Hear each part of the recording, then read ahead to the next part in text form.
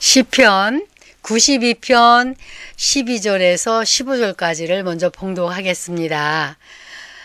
의인은 종려나무같이 번성하며 레바논의 백향목같이 발육하리로다. 여호와의 집에 심겼으며 우리 하나님을 궁정에서 흥황하리로다. 늙어도 결실하며 진액이 풍족하고 빛이 청청하며 여호와의 정직하심을 나타내시리로다. 여호와는 나의 바위시라 그에게는 불의가 없도다. 아멘. 샬롬.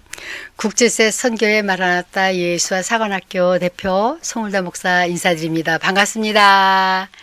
네, 오늘은요, 제1부의 마지막으로 13강을 하는데요. 간단한 리뷰 및 교단화 시작에 대해서 나누고자 합니다.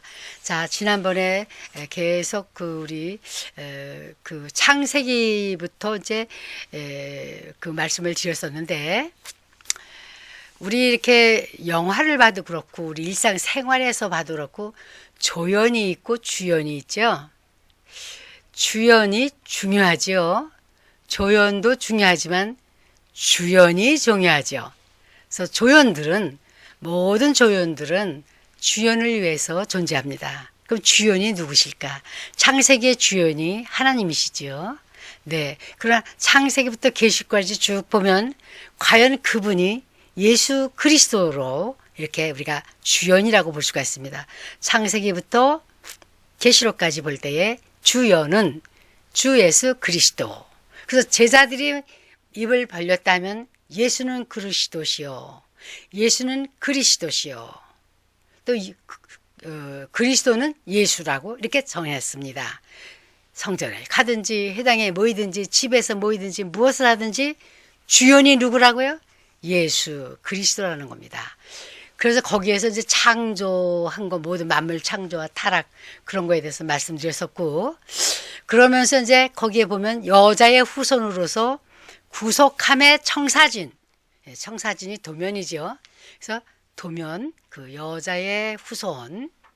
그래서 여자의 후손이 오기 위해서 유대인과 주 예수에 대해서 말씀을 드립니다. 지금 그럼 피 흘려 죽으러 오실 하나님의 아들의 민족이 바로 누구? 오늘날 이스라엘 민족.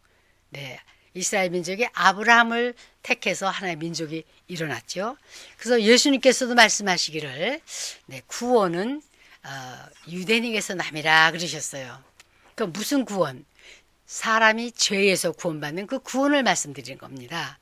죄에서 구원받으려면 죄를 속함을 받아야 돼요.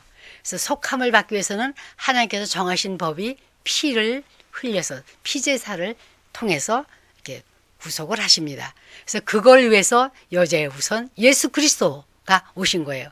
그러면 주연이 하나님이시며 예수 그리스도라 그랬는데 어떻게 하나님의 피로 사서 또 하나님께 드렸다 그랬거든요. 그러면 하나님인 피가 아니고 영이시라 그러셨는데, 그렇다면은 영이신 하나님은 피가 없는데, 그러니까 하나님께서 1인 3역을 했다고 보여야 될까요? 성부, 성자, 성령. 아버지로서 아들로서 성령으로 영으로 역사하셨어요. 그러니까 아들의 피, 여자의 후손은 100% 마리아를 통해서 100% 여자의 후손으로서 이 인성이 갖고 있습니다. 죄만 없으신 거예요. 그러면 영적으로는 또 100% 하나님 아버지 창조자 하나님을 통해서 100% 신성이세요. 그래서 말씀이 하나님이신데 그 말씀이 육신으로 오셨다. 그렇죠? 그래서 그분이 바로 예수 그리스도 우리 중에 거하신다. 그랬습니다. 그래서 그 아들은 아브라함과 이삭과 야곱의 하나님 그랬습니다. 그래서 우리가 보면 아브라함의 자손들이 이렇게 세상에 많습니다. 그러나 구원은 누구에게서 온다고요? 유대인에게서 온다. 예수님 말씀하셨어요. 요한복음 4장에. 그러면 그 유대인의 하나님 누구냐? 아브라함과 거기서 끝나는 게 아니에요. 누구요? 야곱과 이제 이삭과 야곱의 하나님. 그래서 아브라함과 이삭과 야곱까지 가야 돼요. 그래서 아브라함에서 끝나면은 지금 그걸 통해서 너무나도 많은 종교가 있지 않습니까? 네, 유다이즘이고 이슬람이고 또 이 기독교도 그렇다는데, 예, 어쨌든 이 구원은 누구에게서 오냐? 유대인에게서 온다. 그분이 어떻게 된 거냐? 아브라함과 이삭과 야곱의 자손을 통해서 쭉 다윗의 자손으로 혈통으로 오시는 거예요. 그래서 다윗의 뿌리라고 예수님께서 계시록에 뭐라 그러셨냐면 22장 다윗의 뿌리요 그랬어요. 혈통으로 그렇게 뿌리상 그렇게 온다는 겁니다. 그리고 또 마리아도 보면은 쭉 이렇게 보면은 그 다윗의 자손으로 나옵니다. 그래서 요셉과 마리아는 다윗의 자손이에요. 그래서 예수님께서 다윗의 뿌리요 그러셨죠. 그리고 마리아 그때도 말씀드렸듯이 여자의 후손은 근본이다. 태초의 근본이다. 그럼 요셉과 마리아도 친족 엘리사벳 통이고 하여튼 이렇게 성경을 이렇게 지적할 적에 같은 다윗의 자손이라고 말씀드렸습니다. 그럼 그분 예수 그리스도 지난번에 많이 첫 강에 많이 말씀을 드렸습니다. 영원한 심판의 심판자도 예수 그리스도예요. 예수님께서 하신 그 말씀이 심판을 한다 그랬습니다. 그래서 초림에 오신 예수님께서 하신 말씀들이 우리를 심판하십니다. 자, 거기에서 이제 제1 초대교회는 1세기부터 3세기로 볼 수가 있어요. 그래서 로마 제국 초대교회는 로마 제국 때 이루어졌죠. 주전 로마가 주전 27년에 세워져서 주후 476년에 이제 망했습니다. 근데 그 기간에 우리가 또 이제 팍스 로마가 일어나서 로마가 일어나서 나중에 팍스 로마라 해서 그 로마가 이제 로마 역사에 보면 또 다시 또 신성 로마 뭐 이래가지고 일어나고 이렇게 근데 그런 걸 우리가 자세히 다 몰라도 그냥 로마 시대 때 초대교회가 있었구나. 그리고 그 로마 시대 때 법률을 강화하고 이렇게 참 상업이면 모든 걸 발달시켜서 그래서 이 팍스 로마나 그래서 모든 길은 로마로 통한다는 말이 그 말이에요. 아주 피스의 그 로마가 됐죠. 그래서 로마의 도로, 로마의 법률 강화를 해가지고 그 법률을 따라서 언어도 통역됐어요. 헬라어로요. 그리고 상업이 발달됐고, 그리고 문화는 로마 문화지만, 라틴 그 문화지만 사실상 헬라 문화가 아주 이렇게 팽창했습니다. 그리고 그 지중해가 그 큰 배인데 바다인데도요. 그걸 호수처럼 여기고 그 지중해에 그 많고 많던 해적들을 소탕하고 길에도 그렇게 많고 많던 그런 뭐라 그러죠? 그 길가에 있는 그 산 속에 있는 그런 도적들이라 그러나 산적들이라 그러나 그걸 다 소탕하는 그런 강력한 법률을 강화시켜서 로마가 그렇게 발달시키고 강력하게 해서 아주 팍스 로마나 그렇게 됐었습니다. 자, 그리고 그 다음에 이제 보면 이제 거기에 팍스 로마나 그 시대에 물론 그 전에부터 바빌론 그 포로 또 이집트에서 또 나왔죠. 430 종소리하고 이렇게 하면서 요셉을 따라서 야곱이 갔지만 70명, 72명 이렇게 가서 그냥 몇백만의 사람들이 돼가지고 나왔지 않습니까? 나왔는데 그 후에 이제 이렇게 디아스포라 하면 우리가 보통 사마리아도 이제 야곱의 자손인데 아수리아가 와서 이렇게 멸망시키고 주전 722년 끌어가고 또 거기다 또 다른 민족들을 갖다 심어놓고 막 이렇게 섞이게 했잖아요. 그것도 이제 디아스포라를 볼 수가 있겠죠. 그리고 특별히 바벨론의 디아스포라로 끌려갔었죠. 다니엘도 그때 끌려갔었고 다 그랬었잖아요. 그런데 또 다시 돌아왔죠. 성전을 새로 이렇게 또 재건하면서 스룹바벨 그리고 또 느헤미야가 그러면서 이제 그렇게 됐죠. 어쨌든 디아스포라가 이렇게 많이 생겼습니다. 유대인들이. 우리 한국 사람들도 조선 때 많이 디아스포라가 생겼죠.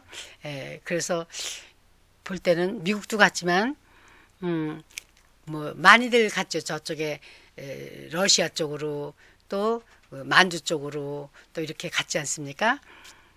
그런데 오늘날 이렇게 우리가 한국 사람들끼리 한국 풍습이라든가 이런 걸 따질 때는 멀리 미국에나 저기 만주에나 그런 데가 살던 사람이 더 잘 알겠어요? 아니면은 한국에 전통적으로 살던 사람이 더 잘 알겠어요? 한국에 사는 사람이 그렇죠? 대답들을 좀 해보세요. 그렇죠? 네. 외국에 사는 사람들보다 크게 좀 대답해 주세요. 혼자만 하시지 말고. 자, 네, 그래 주세요. 그렇죠? 네. 그런데 역시 유대인도 그랬었어요. 디아스포라의 문제가 차별을 두는 거예요. 아니, 구조를 할 때 그 초대교회에서 마시는 거 더 좋은 거 살찌고 부드러운 거는 아마 예를 들어서 제 생각이지만 이 히브리파 유대인들한테 더 주고 히브리파 과부 유대인들한테 더 많이 주고 저기 헬라파 그러니까 다른 나라로 가서 디아스포라 살았던 그런 과부들에게는 그냥 찔기고 막 좀 그런 걸 줬나 봐요. 그러니까 이제 불평이 일어나 가지고 그래서 집사 7명을 세웠죠. 예. 그리고 사도들은 우리는 기도하고 말씀 전하는 데만 전념하겠다. 예. 이렇게 섬기고 이렇게 막 하는 거는 집사들을 뽑아서 그들에게 맡기겠다. 그런 내용이 사도행전에 나옵니다.